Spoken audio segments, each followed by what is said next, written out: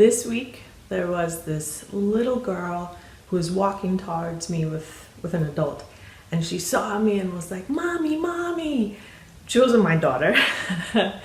And it was just so cute to see her yelling and wanting her mommy. And during the pandemic, obviously, I had to sidestep and keep that distance. And as I was walking past, she still thought I was her mom. So I was walking past, I just started thinking, wow, I never had that experience with my daughter at that age, a 2-year-old, just, and I started feeling sad because I felt like I missed out on that. And I kept walking and just noticing my thoughts, and I started thinking, oh, I'm sad for my daughter. She didn't have the childhood that I imagine everybody has. And I was really noticing it's a sadness. It's not something that's constant, so I don't wake up thinking, oh my gosh, I didn't have the parenting experience that I wanted, and my daughter didn't have the childhood that she wanted. It's not present all the time, but it's still there. So if I have this sadness, I'll never be able to experience that full joy of parenting, of her, because I'm carrying this around. It's baggage. It's not needed. It's not doing me any good. And so I'm at this process of letting it go. And I'm in the process, so I haven't let it go yet.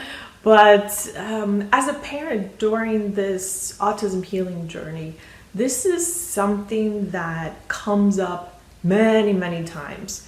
And you can see I'm excited, right? Because I know what is on the other side of letting that sadness go. And it's immense joy, it's happiness, it's freedom, it's lightness, it's being able to be more in the present, right? Because I'm not in the present if I'm thinking about the sadness of the past. And so I'm not quite sure how I'll let this go. When I first started doing this, I would, I would kind of take an academic approach. I'd read different books and I'd talk to people, and I would put a lot of effort and energy into letting go. And that's so the opposite of what letting go is. So now it's like I get excited. I realize, I still have this regret, this sadness, this like remorse. It's not anger, and it's not constant, but it's there.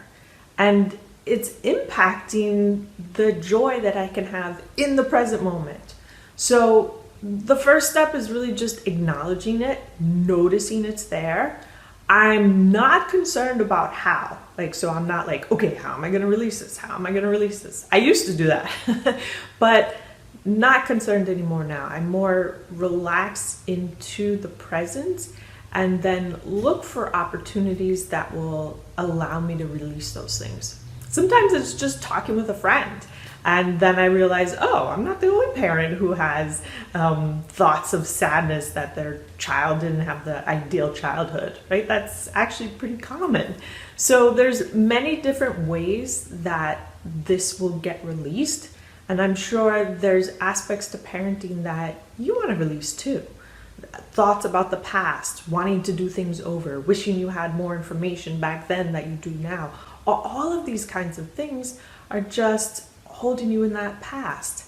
And it's baggage. It's not needed. It doesn't make life more fun at all whatsoever. So I'll be releasing this. I certainly can update you about how I've released it.